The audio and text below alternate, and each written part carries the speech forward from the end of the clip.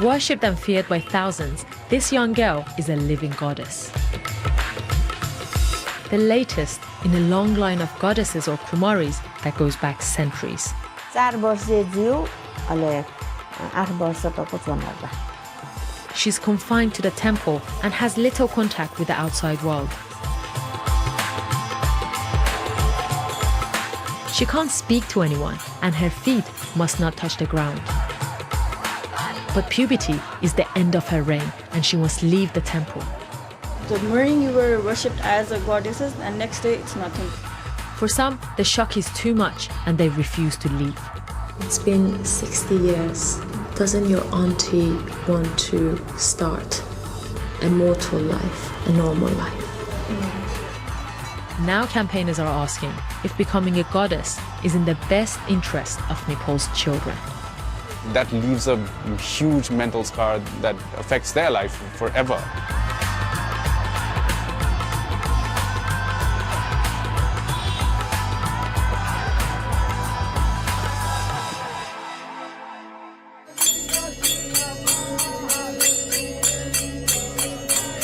This is Patan, one of Nepal's largest cities and a focal point of an ancient and controversial tradition. Tonight is very special. Hundreds of people have gathered in the streets hoping to see someone they believe is holy and can perform miracles.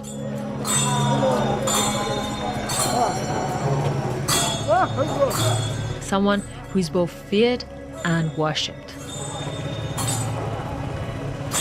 This 8-year-old girl is who they've all been waiting for. Revered by thousands, she's considered a living goddess, a Kumari.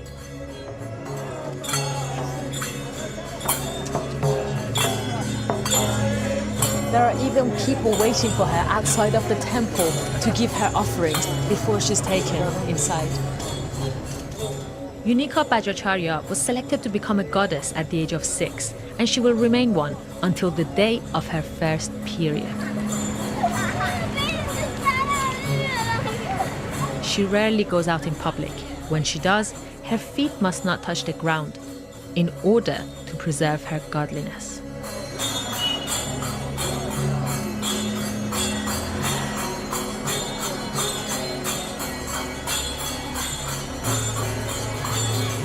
That's where the rest of the rituals are going to happen tonight, behind closed doors. And she will come out a few hours later.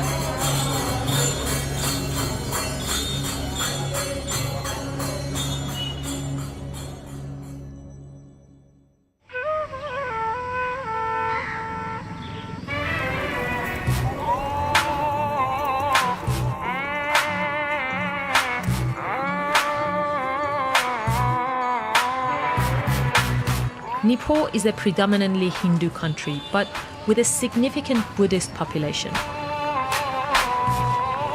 The two religions have coexisted and intermingled for centuries. They share priests and temples, and they both worship the Kumari. Today is the 8th day of Dasan, a festival in which the goddess Durga is worshipped in her many forms. The Kumari is believed to be a living embodiment of one of those forms. That is the window to the living goddess's room. That's where she's sitting and that's where she gets worshipped and served by everybody. I'm having to wait until she's ready to see me because today she's very, very busy, maybe because it's one of the biggest Nepalese festivals today.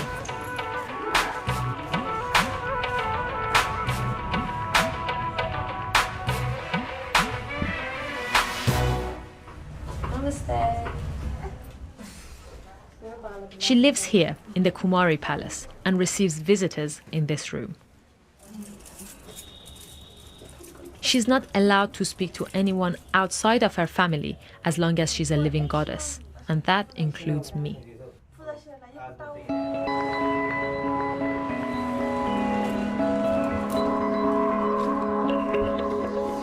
We're waiting for a lady in her 60s, and she was a Kumari over 50 years ago. I'm very curious to find out how things were for her when she was a living goddess. Oh, I think she's here. Oh, she's here. Hello. Namaste. Namaste. Nice to meet you. I'm Sahar. Nani Maya Shakya became a Kumari at the age of 4 and remained one until she was 12 years old. This is a picture of her when she was a Kumari. Here she says she was around 5 years old. 4 वर्षे जिउ अहिले 8 वर्ष तको चुनाउबा 5 years old, you were so young. Did you not miss your parents? Was it not difficult to be away from your parents? पहिला पहिला पछमच बेलेला पछपछ वही आली बदुनी सिमदो मामो वले मामो वही दर्शन यही जनी वनी As a small child, she was taken away from her parents and brought to live in the Kumari palace. Though they could visit, they couldn't take her home. So the young Kumari was brought up by priests and caretakers.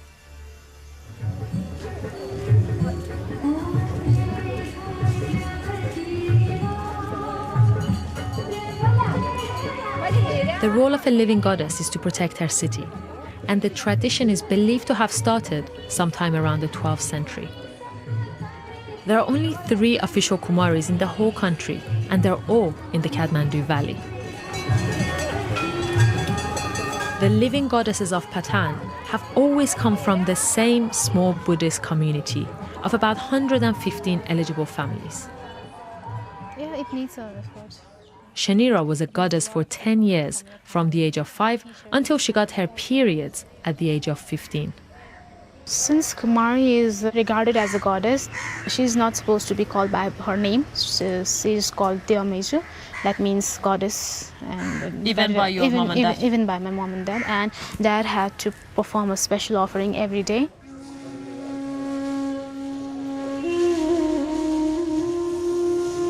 She has to be kept pure in every way, and she has to be dealt with respect. But the goddesses aren't just respected, they're worshipped. Although Kumaris in the past have been as young as 1.5 years old, they're expected to act as a link between the worshippers and the gods. I've heard a lot of prayers, and everyone, they do come with an offering and then just to pray for it. Official people, they would come for a job, someone for a visa, flight, for passing an exam, for just prosperity, for success. Do they ever bring alcohol? Because I know that they sometimes... But then as a child, you have to accept these offerings and you have to consume a part of it. How was that? When you just take a sip on your lip, and it is not necessarily consume it, it's showing that you're accepting it. You're not forced to drink it. Maybe because of the power of goddess, you don't feel dizzy. And I never drank outside of my throne.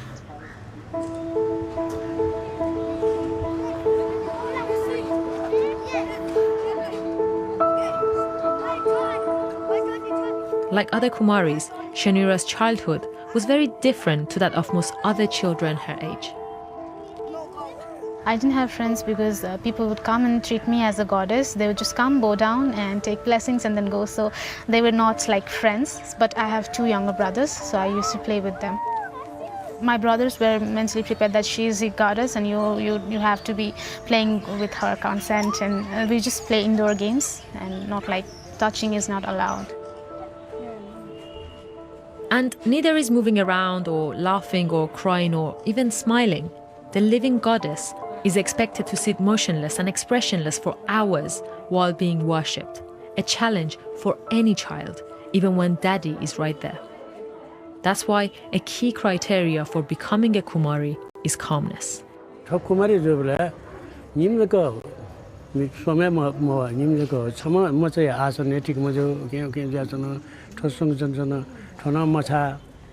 Siddhiratna is part of the committee tasked with choosing the Kumaris. He's been involved in selecting the last 8. Kumari ke lachan chariye Kumari sushi gentleman. Wo macha bana mala, wo macha mikayo anga chani mutuyo anga mayo anga sampur samra. Ateshton wayo chani jigo chal chalan. Ateshton wayo chani chlasa swabhav. Ago chani wayo swabhav bana mala. When a new Kumari is needed, eligible families are invited to bring their daughters to this very courtyard for a Kumari audition. The selected girl is then taken to the royal priest for further inspections before a final decision is made. Guruana on Duni Yanka, Janikoha Yanka with the lonely Fukutoki, we get make Kundula, Kun Kandula, Donachun, and Ayodula, Oya Fukuse, we were had Ungola, Wamahana, Oya Fukayana, Alessia on Kumari. I remember being carried to the royal priest house, and the royal priest's wife were asking something, and she was checking me, my hands and everything. She was checking me, and then she put a tika on my head, that declaring that she is going to be the next Kamari. Becoming a goddess is immediate.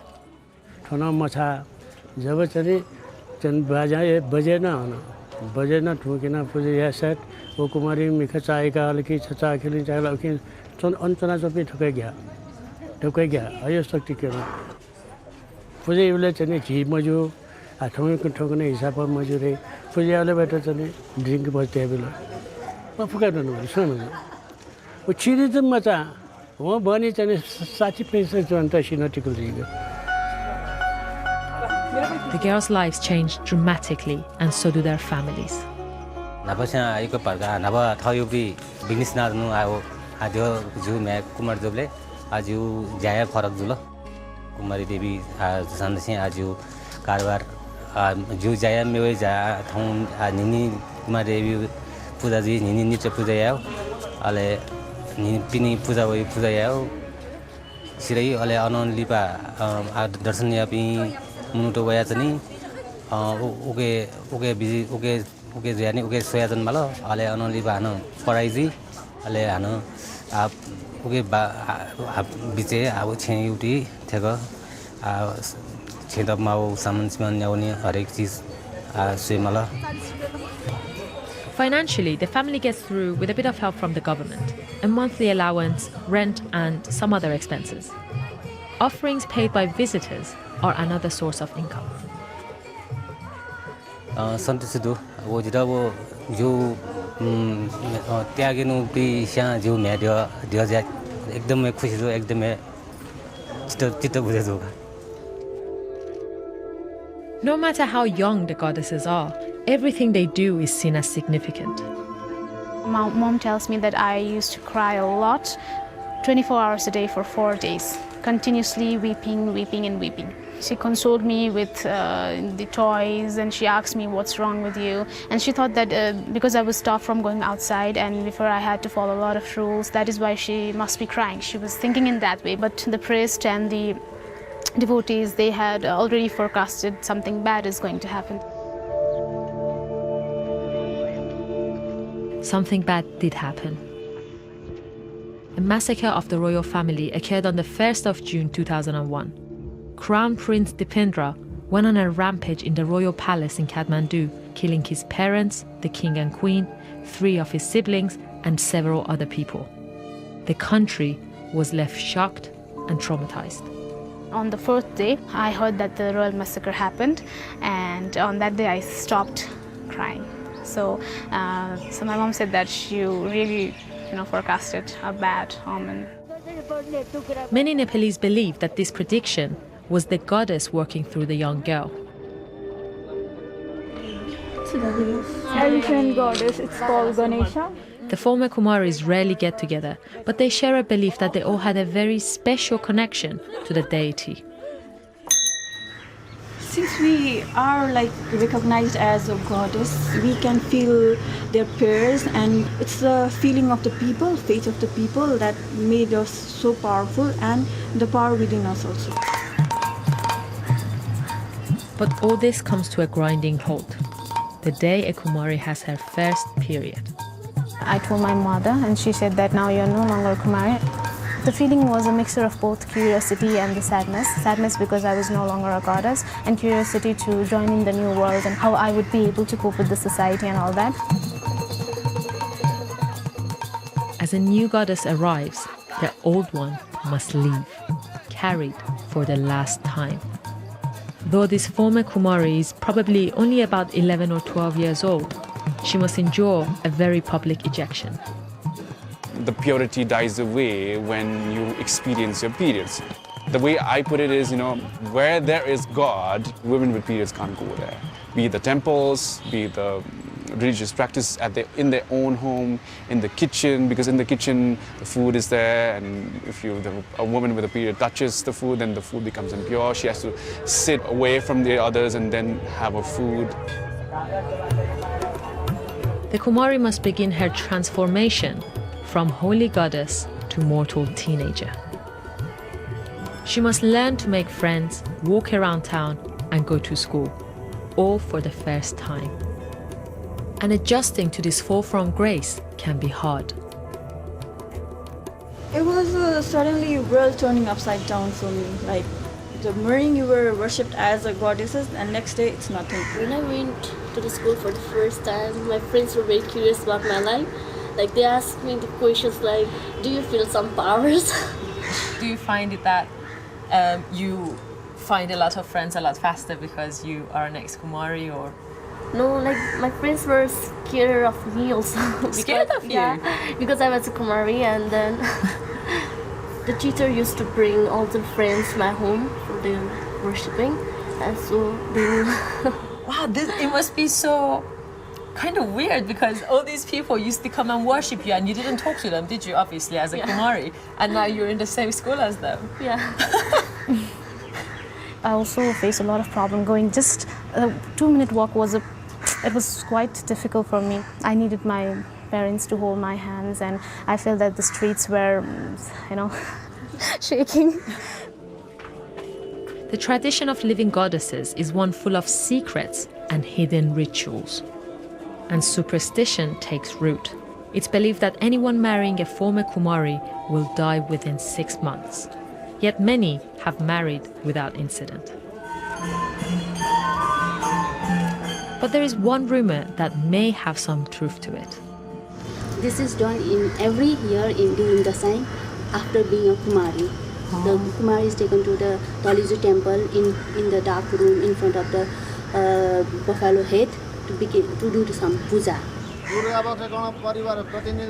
Human rights organizations have been trying for many years to get the practice of living goddesses regulated, because they think it can harm young children not able to assert their rights.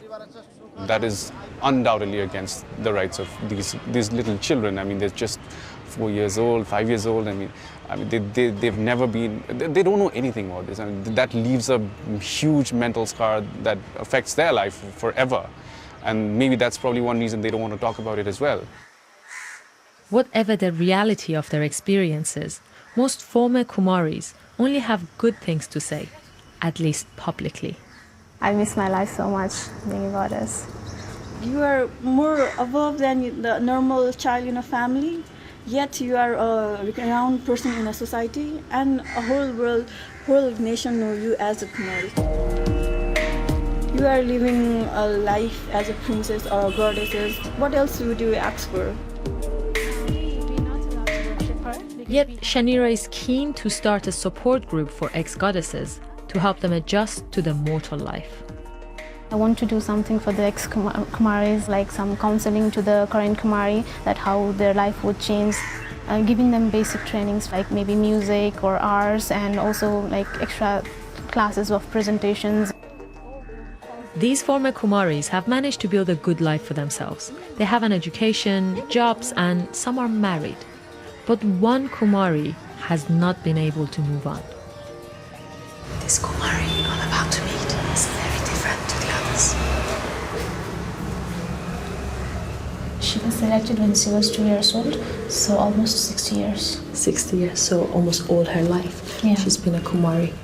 In Patal, we have the rule that Kamari leaves her status when she first menstruates, and in her case she never had the menstruation, and that is why she remained Kamari. But Kamari is more like a little girl. She preferred to be a little girl, and that is why due to the government pressure or pressure from the committee, we had to have another official Kamari, and but she said that I would be staying within the same rules as per my own wish, and that is why people still believe in her, and they do come for praying. It was forecasted at the time of her birth. There was a priest, and he forecasted that she is going to be the long life Kamari. So maybe it was destined.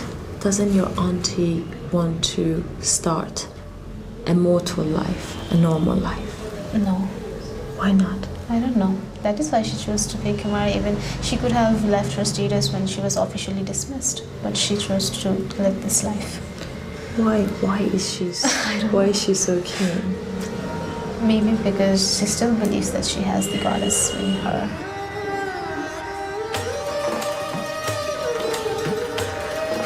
Some human rights organizations worry about the effects years of being a living goddess can have on young girls. They applied to Nepal's Supreme Court to declare the practice child labor. The court declined to do so, but did ask for reforms. Campaigners, however, still assert the girls are denied their rights. The rights that I'm talking about is basically the right to go to school, to learn with other kids, to grow in the same manner as other kids, to make sure that if they have a health issue, they have a health problem, they're allowed to go to hospitals, they are allowed to go to medical checkups into the hospitals, and not that, because in some systems they are not allowed to go to hospitals. The doctors have to come to the Kumari house. But they can do little, because neither the community nor the former goddesses themselves are complaining.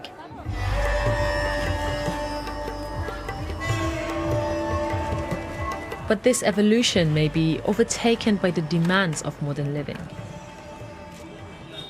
This Kamari tradition is very unique, and it is a very unique culture, and that's why I believe it has to be preserved. But I'm afraid that the candidates who apply for this Kamari tradition is very small number of people. I went to see this selection process, and I was very sad to see that only 2 candidates were appearing for So Kamari. only 2 girls were volunteered by their family to become Kumaris. And how many was there before, like when you were a Kumari? Or? There were 7 girls.